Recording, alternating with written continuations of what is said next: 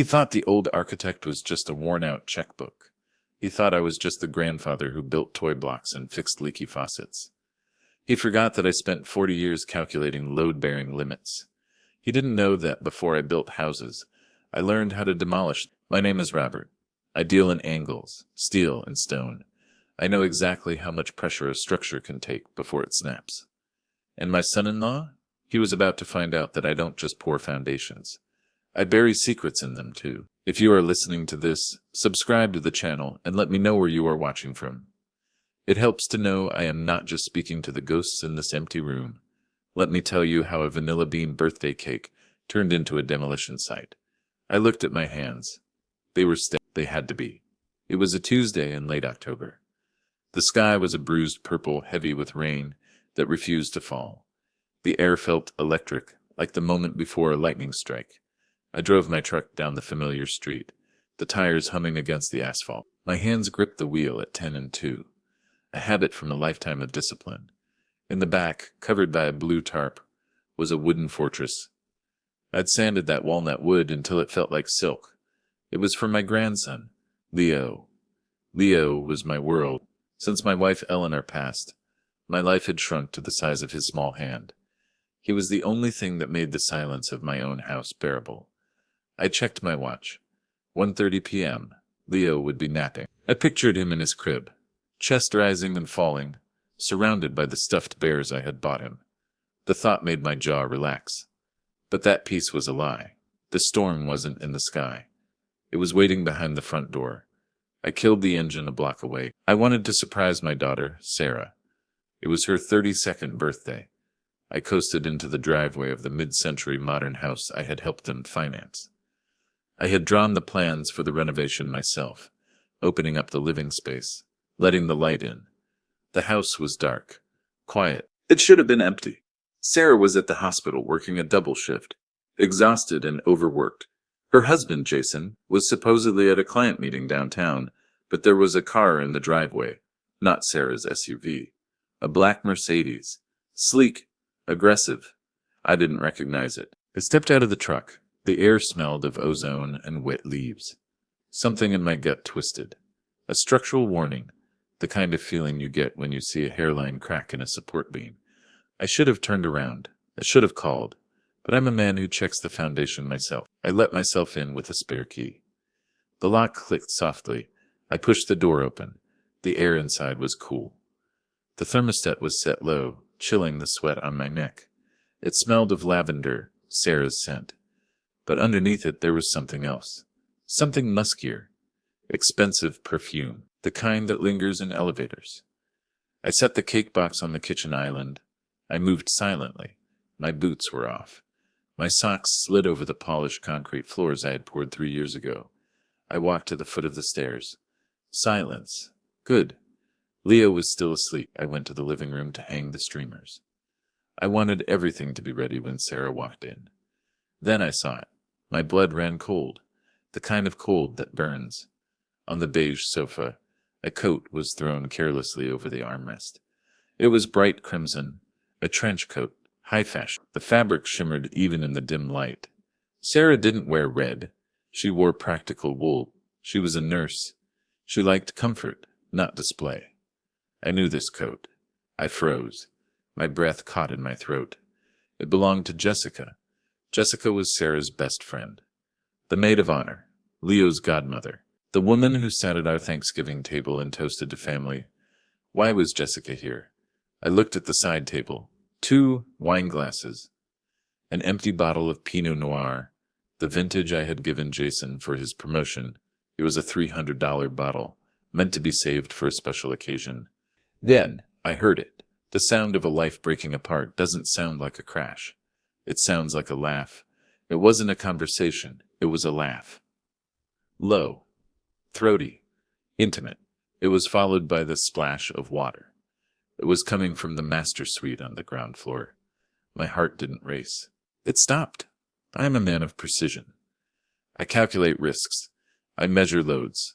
But there was no calculation for this. I walked down the hallway. I knew where to step to avoid the creaks. I moved like a ghost in the house I helped build. The door to the master bathroom was cracked open 3 inches. Steam curled out. It carried the scent of eucalyptus. I peered through the gap. I wished I was blind. I wished I was deaf. But I was the watchman, and I had to see. The large soaking tub was full. Bubbles rose high, white and frothy. Jason was leaning back, eyes closed, a glass of wine in his hand. He looked relaxed, content. And there, sitting across from him, was Jessica. She traced a line of bubbles down his chest. She was smiling. "She's so clueless," Jason murmured. His voice dripped with arrogance. "She thinks I'm at a client meeting. By the time she gets home, you'll be gone. I'll be the doting husband setting up her party." Jessica giggled. "You're terrible." "I'm smart," Jason said. "Unlike her father, the old man thinks I'm a genius." My hand gripped the doorframe so hard a splinter dug into my palm. The rage that hit me wasn't hot. It was absolute zero. They were safe. They were comfortable. They were laughing in my daughter's sanctuary while my grandson slept 50 feet away. He wasn't just breaking her heart. He was burning down her life. If I stormed in, violence would follow. I still have the strength of a man who lifts lumber. I could hurt him, but Leo would wake up.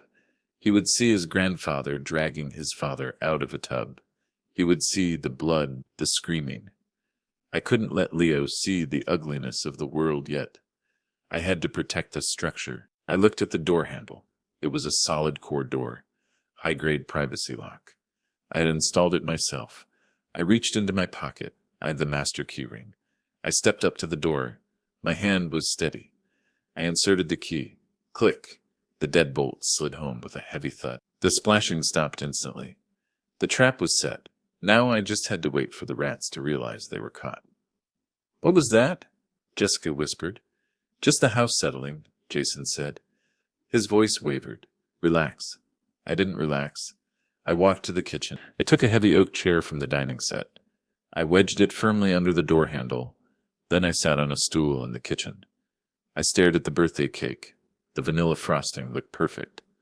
The irony tasted like ash. I checked my phone. 1:45 p.m. I had time. "You wanted privacy, Jason. Now you have it. You have all the privacy in the world." I took out my phone. I dialed Sarah first. "Dad?" She answered on the first ring. She sounded exhausted. The background noise of the hospital hummed behind her. "Sarah," I said. My voice was flat. "Are you driving?" "I'm leaving the hospital now." "Why? Is Leo okay?" "Leo is fine," I said. "He is sleeping." "Then what's wrong? You sound different." "There is a situation at the house," I said. "I need you to come home. Do not stop for anything." "Dad, you're scaring me." "Is the house on fire?" "The structure is standing," I said. "But the home is burning. Just come." I hung up, one down. She would hate me for the pain I was about to cause her. But sometimes you have to break a bone to reset it. I scrolled to the next contact. Mark, Jessica's husband. A landscaper, a man with rough hands and a gentle heart. He worshipped Jessica. He worked 6 days a week to buy her the things she wanted. He didn't deserve this. I pressed call. "Robert?" Mark answered. I heard a lawnmower in the background. "Mark, turn off the equipment," I said. The engine noise died. "It's off." "Is Sarah okay?" "Sarah is fine. I need you to come to the house." "Right now." "Why? Jessica's out shopping." "I'm finishing a job." "She isn't shopping," I said. "Mark, prepare yourself." Silence. The heavy kind. "I'm 5 minutes out," Mark said. His voice was grim. I hung up. From down the hall, the doorknob rattled. The panic was setting in. "Good. Let it marinate." "Hey!" Jason's voice was muffled but loud. "The door is stuck. Open it." I poured a glass of water. I drank it slowly. "Hello? Someone out there?" Jessica cried out. "Jason, I don't like this." "Frank? Is that you?" Jason shouted. He must have seen my truck through the bathroom window. "Frank, quit playing games. Open the door." I walked down the hallway. I stood 2 inches from the wood. I could hear their breathing. "It's Robert," I said.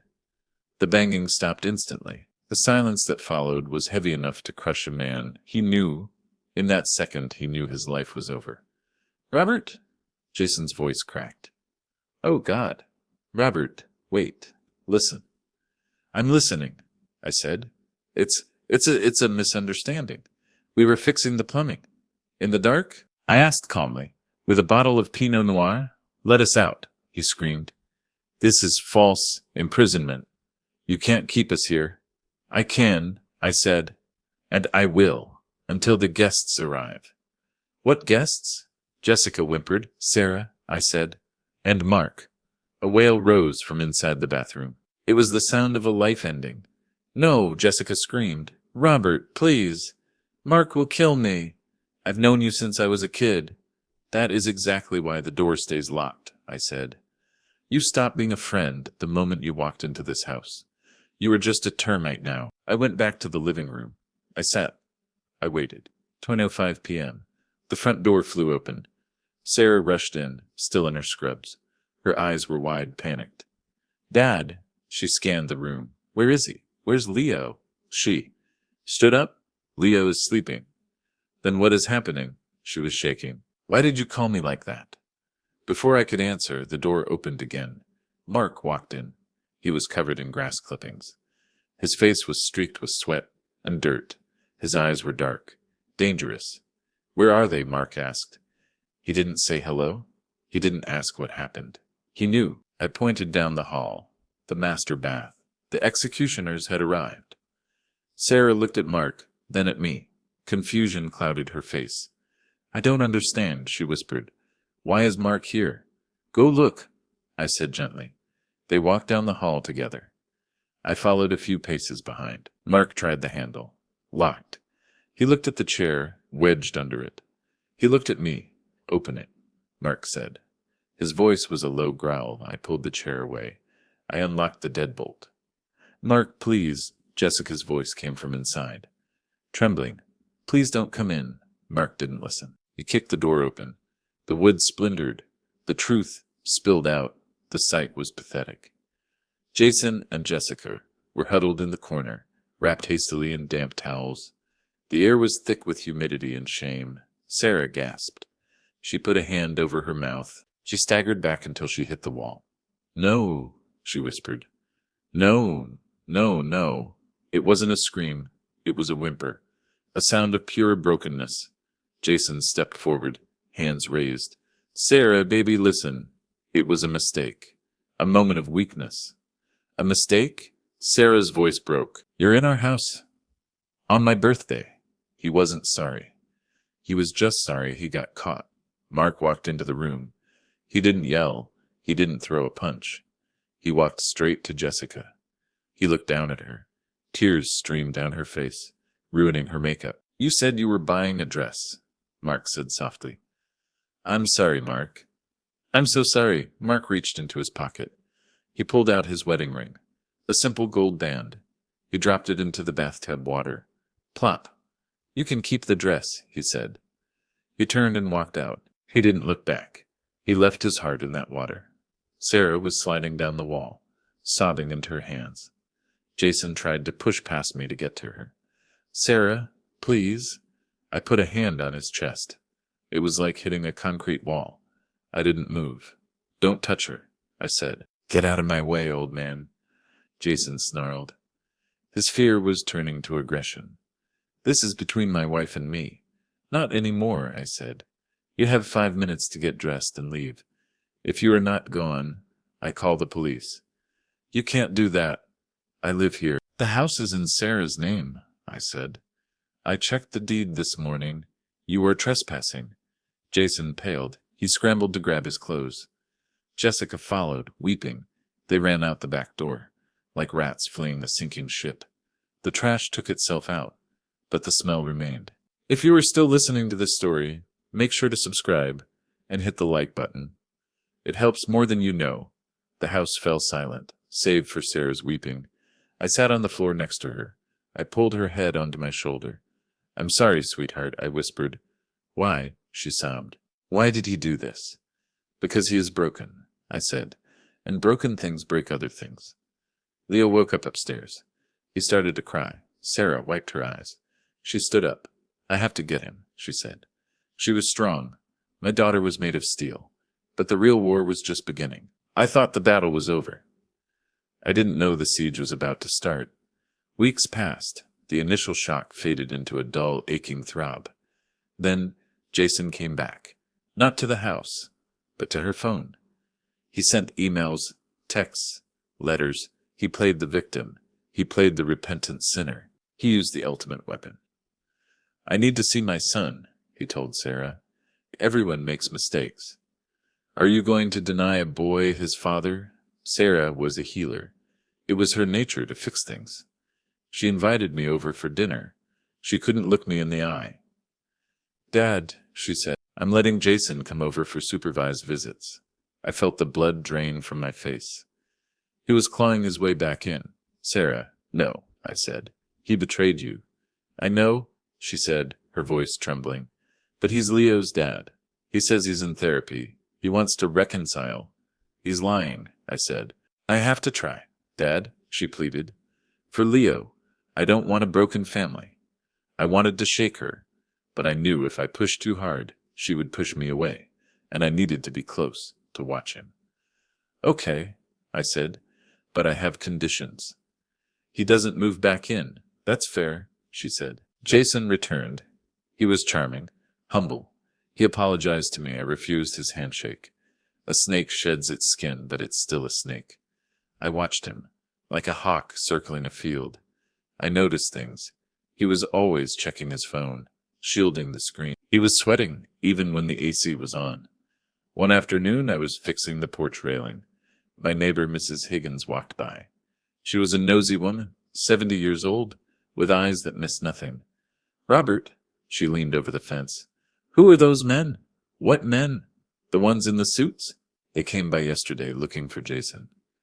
They didn't look like friends. They looked scary. My grip tightened on the hammer. Did they say names? No, she whispered. But one of them had a scar right here. She traced a line down her cheek. Sharks were circling, and Jason was the bait. Jason was in trouble. I needed to know how deep. I called an old friend, Sam. Sam was a forensic accountant. We had worked on large construction contracts together. He knew how to find money that didn't want to be found.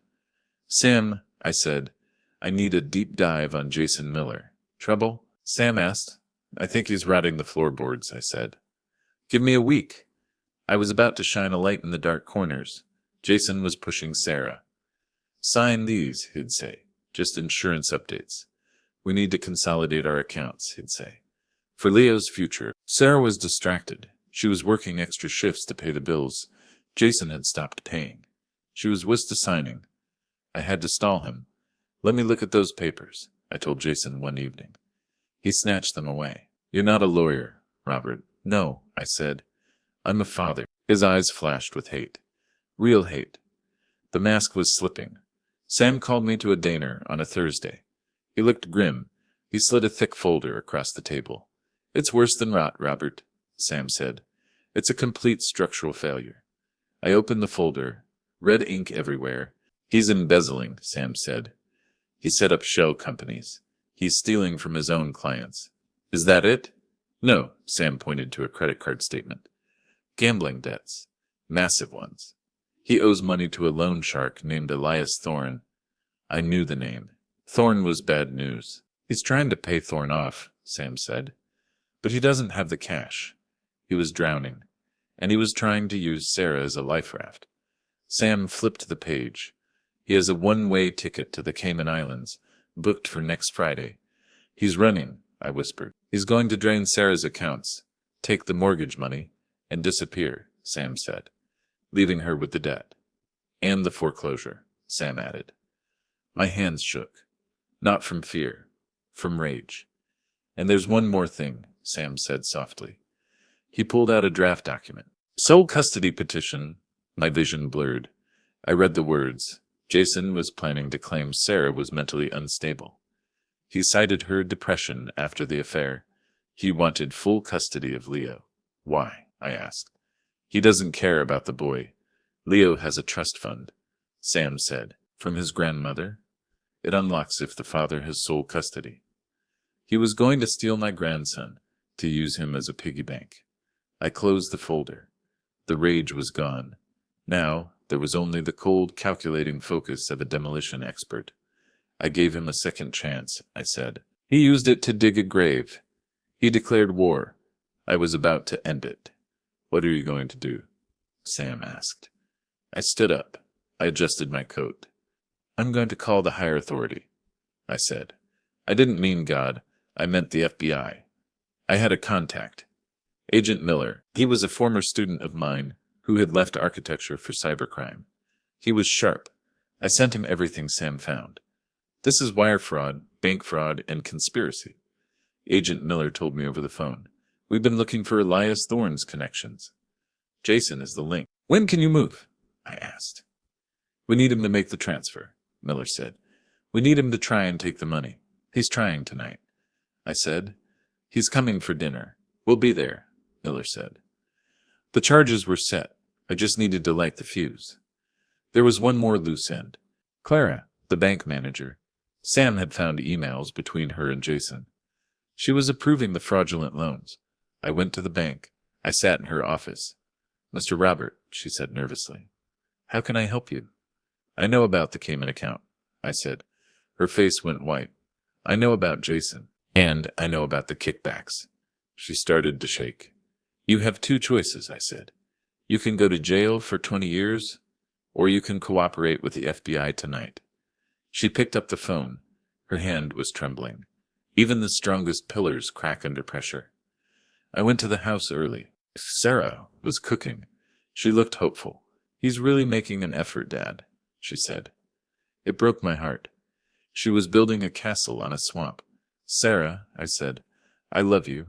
I know, Dad. Trust me tonight. I said, whatever happens. She frowned. You're scaring me again. Just trust the foundation, I said. Tonight, the roof comes down. Jason arrived at 6:00 p.m. He was manic, high energy. He carried a bottle of champagne. To new beginnings, he toasted. He poured glasses. He didn't drink his. He pulled a stack of papers from his briefcase. Okay, honey, he said. Last step. Just sign these insurance forms, and the bank will release the funds for Leo's savings. He handed her a pen. His hand was shaking. He could taste the money. Sarah took the pen. She looked at the paper, then at me. I sat at the end of the table. I folded my hands. Sarah, I said quietly, don't sign that. Jason's head snapped up. Robert, please, he said through gritted teeth. This is boring financial stuff. Don't interfere. It's not insurance, I said. It's a second mortgage and a custody transfer. Sarah dropped the pen. What? The silence was louder than a gunshot. He's lying, Jason shouted. He stood up, knocking his chair over. He's trying to ruin us. He's a jealous, lonely old man. I checked the routing numbers, Jason, I said. They go to an offshore account in the Caymans. Jason froze. And I know about Elias Thorne, I said. The color drained from his face. He looked like a corpse. You don't know what you're talking about. And the ticket, I continued. Flight 42, departing Friday morning. Sarah stood up.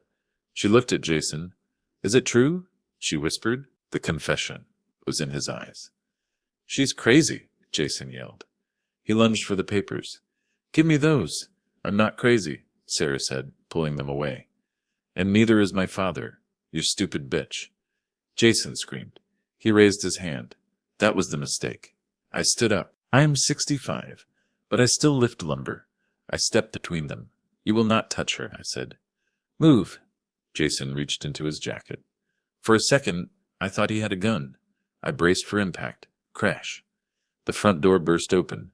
FBI, get down. Agent Miller and 4 uniformed officers stormed into the dining room, weapons drawn. Jason Miller, Agent Miller barked. Hands where I can see them. Jason shrieked. He scrambled back, knocking over the table. The champagne bottle shattered. He looked at the back door. Don't bother, I said calmly. I nailed it shut this afternoon. Checkmate. Jason looked at me. Pure, unadulterated hatred. You ruined everything, he screamed. 2 officers grabbed him. They slammed him against the wall. Click, click. The cuffs went on. "You have the right to remain silent," Agent Miller recited.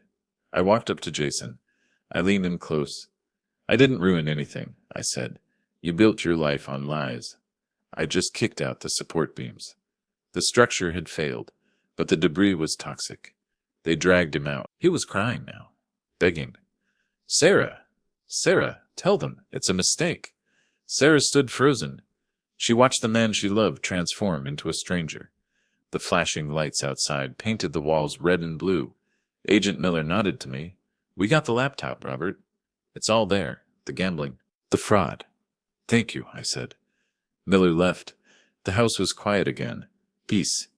Finally. Sarah didn't cry this time. She was in shock. She looked at the papers on the floor, the ones that would have stolen her son. "He was going to take Leo," she whispered. "Yes," I said. "He wanted the trust fund." "He never loved us," she said. "It wasn't a question. He loved what you could give him," I said. She looked at me. Her eyes were hollow. "I almost signed it, Dad. I almost lost everything." "But you didn't," I said. "Because you are not alone." We caught the collapse before the roof fell in. The aftermath was a storm. Legal battles. Seized assets. We had to fight to keep the house, but we won. Sam helped us untangle the finances. Sarah was shattered. She had been betrayed twice. Once by his heart, and once by his greed. She moved in with me for 6 months, while we fixed the mess. We spent the days in the garden. Leo helped me plant tomatoes. He didn't ask about his father anymore. Kids are resilient. They know who shows up. We were pruning the dead branches. One evening, Sarah sat on the porch swing. She looked stronger. The shadows under her eyes were fading. "I feel like such a fool," she said. "Why? How did I not see it? How did I let him back in?" I sat beside her. The wood creaked comfortably. "You didn't see it because you have a good heart," I said. "You build with love. He builds with lies." I took her hand. "You can't blame the foundation for the termites, Sarah. You just have to fumigate." She was learning. She smiled. A small, sad smile, but it was real. "Is it over?" she asked. "The rot is gone," I said. "Now we rebuild." Just then, the screen door banged open. Leo ran onto the porch. He was holding a block of wood and a plastic hammer. "Grandpa, hey, fixing it," he yelled. I picked him up. He smelled of dirt and sunshine. "Yes, you are, Leo," I said. "We're all fixing it." The future was safe. I looked at my daughter. I looked at my grandson. The storm had passed. The walls had shaken. The windows had rattled. But the structure held. Because I built it. And I built it to last. I closed my eyes. The design was perfect. Thanks for walking this journey with us. All the way. With Robert and Jason in mind. Was this ending how it should have happened? Or did Jason deserve something worse? Let me know in the comments below. And remember, a house is just timber and stone. A home is the people inside it. Protect your foundation. This is Robert, signing off.